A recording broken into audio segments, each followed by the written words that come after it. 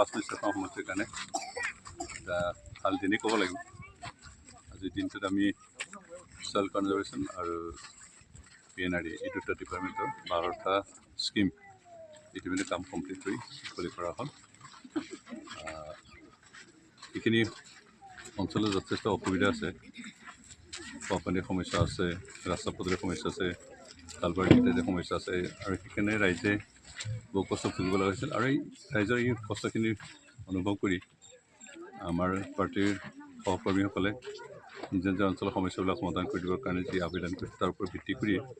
আজি আমি যোৱা বছৰ যিটো স্কিম আছিলে PNRD আৰু সয়েল কনজাৰ্ভেশ্যনৰ লগতে কি কয় আমাৰ PNRD টাইট আনটাইট তেনেকুৱা কিবা থাকে 15 ফাইনেন্সৰ তাৰে এই